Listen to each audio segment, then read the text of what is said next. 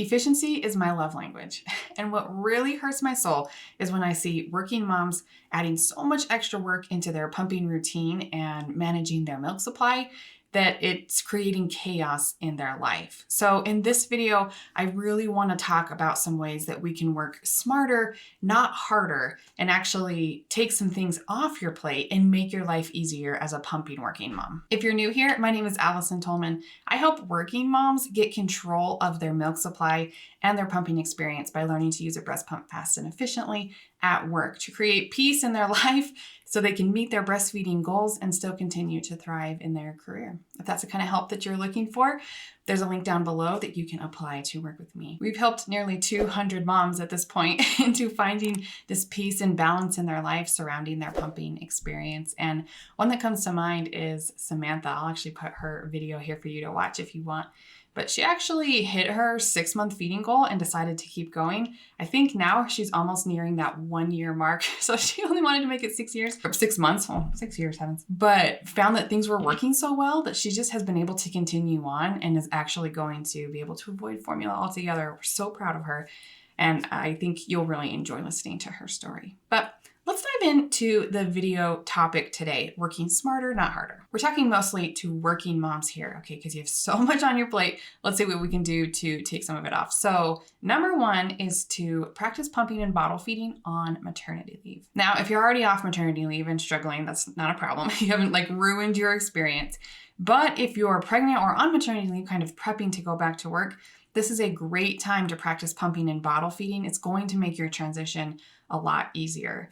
Now, I can't promise you that pumping at home will look exactly like pumping at work. There's a lot of subtle differences there, and we actually have another video on the channel that I'll put up top if you want to explore that topic a little bit more. Just a heads up, I'll probably have lots of videos from this video to follow up with. So again, we've been doing this on YouTube for quite a while, so at this point, got a lot of topics for working moms, but practicing things on maternity leave can really help give you a kickstart. And this is just a smart way to prep back to work. Okay, number two for working smarter, not harder, is to build your pumping routine and setup from the bottom down instead of going with the trial and error method. Okay, so there's no need to reinvent the wheel here. We've figured out pumping. We know how to do this. And so trying to do it all on your own is really the harder way, not the smarter way, right? So you can probably figure stuff out, but again, it's just going to be so much time and effort and brain space and problems that you might not have. Actually, this is kind of what I did when I went back to work 10 years ago now.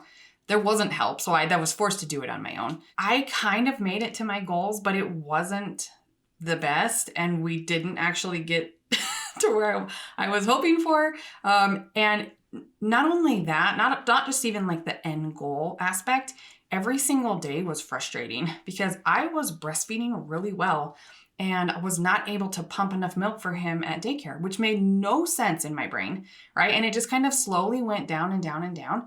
And I squeaked by that year mark, but he had a couple bottles of formula every day at daycare because I couldn't get enough out.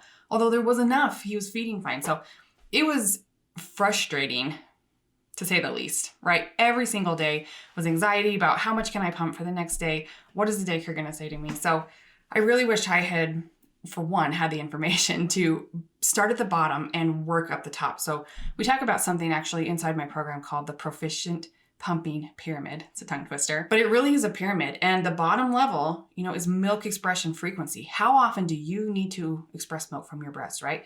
And then we need to get a good flange size. And then we need to maximize your letdowns. And then we need to find a quality pump and look at the pump settings and then tackle the mental and emotional aspects of your pumping. And really these skills build upon each other one by one. So if you're looking for a way to do this process in a smarter, not harder way, it would be to start at the bottom and to work your way up in the skills that you need so that we're not reinventing the wheel and just fixing problems as they come. That's a really inefficient way to make this work. Okay, number three is to delegate everything that does not have to be done by you. As a career-driven lactating mother, you already have so much on your plate, right? So what can you take off of that and give to someone else? Can you have a partner wash all of your pump parts at the end of the day?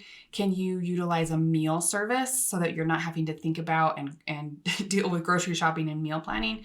Can you get out of some of your volunteer roles for the next year? What else is in your life that you can offload onto someone else? And I know this is frustrating. I remember being frustrated too, but this time in your life won't last forever. This is a really busy time. And I just actually came across, I think I shared it on a short recently, a interview with Michelle Obama and Oprah Winfrey, right? Two wonderful ladies who obviously have their whole lives together and have everything. And they said something really impactful that I wrote down. It's in my office now. They said, you can have it all, but not all at the same time. And for me, that just hit me hard. I needed to hear that too, because even though I'm not lactating anymore, I'm still a working mom and running a business, and I want it all, but you really just can't have it all at the same time.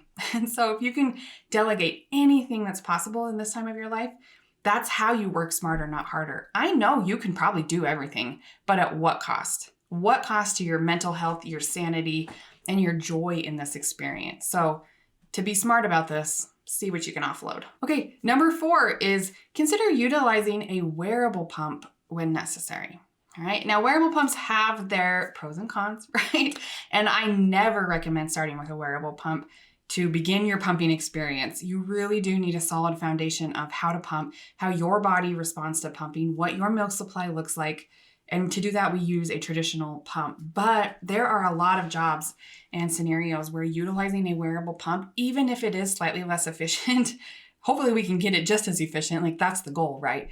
But utilizing that to not skip pumping sessions can be huge, right? I'm thinking of Monica in our program. She was an OBGYN surgeon. So she had patients in the clinic. She had OR days and she kind of planned her pump. So like lunch break, she would sit down with her regular pump and she would pump.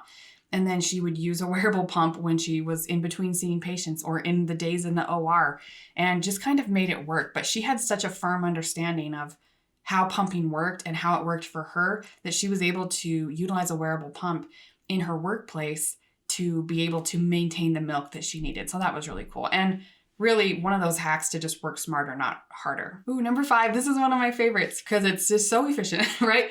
Is to eliminate barriers to entry. And what I mean by this is if there are some aspects of pumping that just drive you crazy, and often they're not huge things, often they're really little things. So for example, if dragging your pump back and forth to work every day is just a huge buzzkill for you, get a second pump and leave it at work, okay? If washing and drying parts during the workday just encourages you to skip pumping sessions or just makes you want to cry, then get enough parts so that you can just use clean parts every time and wash them all at the end of the day. If you're cold every time you sit down and that is making it harder to get letdowns at work, fix that, right? Get a blanket, turn up the heat, get some warming devices and things like that. What are the most annoying things in your pumping routine? Look at those, optimize, and make them more efficient. Get rid of them if you can. Now you're working smarter, not harder, right? Number 6 is to utilize your commute. And it doesn't even have to be your commute, but just any extra time you have in the day.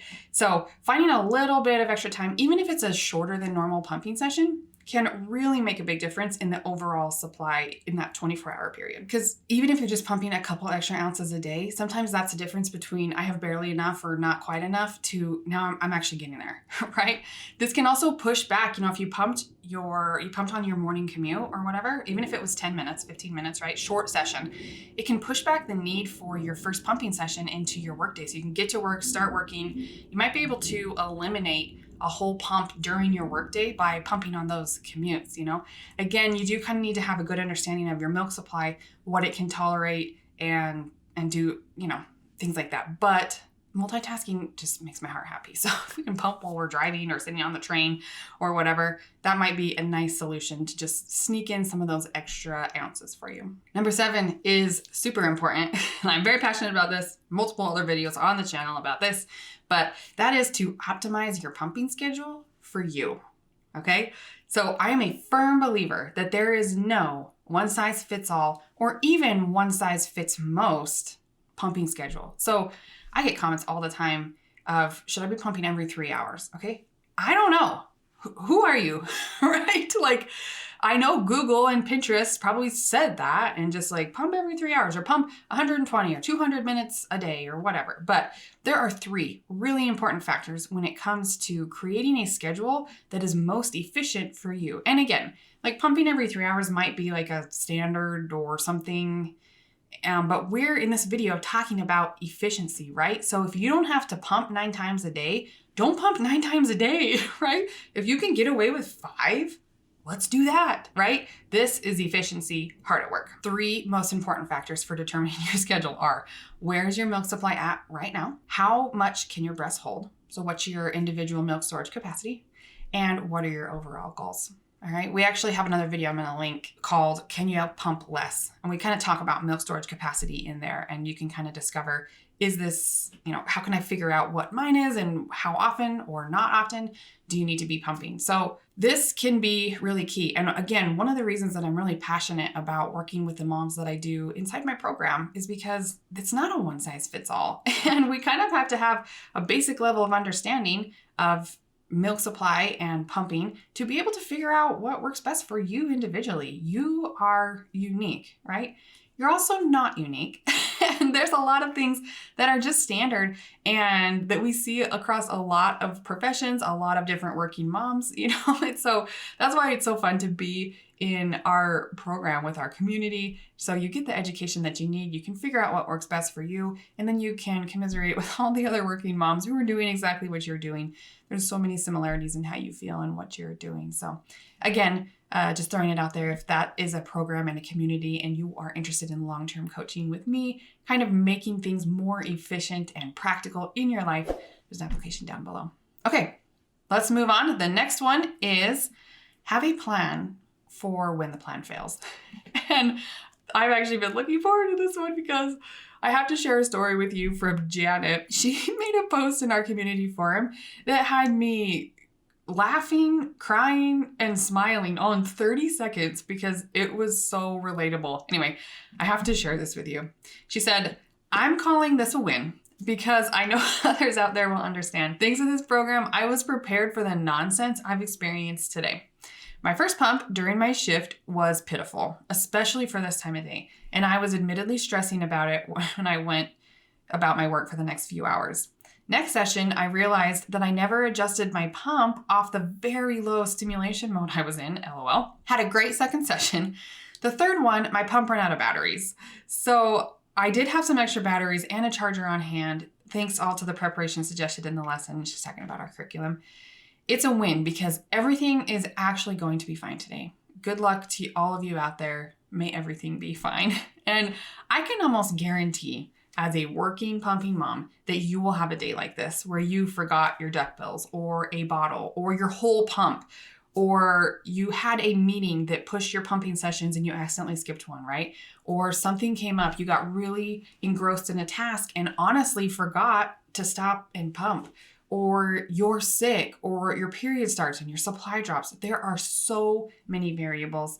And most moms are going back around 3 months. I know that varies a lot, but let's just say 3 months. And if your goal is 12 months, again, an arbitrary goal, but common that we see, that's 9 months that you have to kind of figure this out. And there are going to be crazy stuff that happens. And I can't even give you all the scenarios because there are absolutely so many. And we see them every single day when we're working with clients. So I encourage you to write down a list of possible scenarios that may come up for you, depending on your profession, your job, your workplace. And then what are you going to do to adjust? What's the plan if this happens? How do you have a hand pump? How are your hand expression skills? What do your boundaries at work look like? Just explore your options, and this will set you up for success. This is how you work smarter, not harder. And then the last one on the list is probably one of the most important ones. I saved the best for last. But if you hear it and you're like, that's fluffy, I'm done, then you're not getting this whole concept, right? So this last one is don't neglect your mental and emotional state, okay? If you do this, you're fighting an uphill battle because stress, anxiety, overwhelm, these make pumping harder. So if you're just like, whatever, I'll be fine, I can do anything, I'm Superwoman, I know you are. Like, mothers are incredible. You guys can do everything. You should get a gold star for doing everything, but at what cost sometimes? And this is the part where it gets a little more tricky, a little more vague. And sometimes you need an outside perspective or someone to just scoop you up as a mother and just say, I got you. Let's look at this. What can we do to make this better? Because surrounding yourself with other people that are doing what you're doing and that get you and that can help and support you can make a really big difference. Managing your mental and emotional health is just like a basic part of life, right? But in this first year or two postpartum, and especially for you working moms, this hack, right? I don't know if it's a hack, like this is how you're supposed to live your life, but it's so much harder. And it can also be the difference between success and failure. I have seen mothers who have made it to their 1-year goal, right? And they didn't pay much attention to this part of it and they just pushed through. They did all the stuff. They did everything right. Everything, work was good, pumping was good, like everything fine. And they get to their year goal and they're disappointed in themselves because that was so hard. They hated it. I've even seen this affect the decision to have another child because they just don't want to go through that again, even though they hit their goal. I've also seen mothers who decided to end their pumping journey at 6 months and felt so freaking proud of themselves that I felt proud.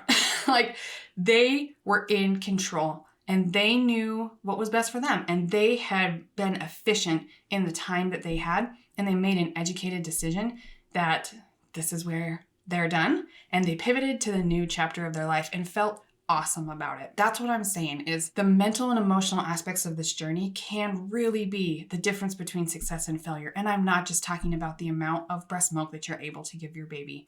I'm talking about how you feel about this experience forever, right? Mothers talk about this forever. These feelings will be there forever. And I want you to have control. I want you to be efficient.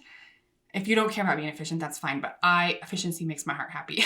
And I love balancing the science of breast milk and pumping and the practical aspects of your life. And so if that support sounds like what you're looking for, if you want a coach that gets it, that just can encompass the whole thing. I'm not a lactation consultant doing one-on-one visits, right? I'm a pumping coach and we're here to help with all aspects of your life. So if that sounds interesting to you, let me know and we'll go from there. But I hope you have some good ideas on how to make this experience more efficient for you, working smarter, not harder. Please don't be doing more than you have to do, especially if you are a pumping working mom. Okay, go ahead and leave me a comment on this video. Tell me what your favorite suggestion was, and hopefully we'll be able to chat more soon. All right, happy pumping.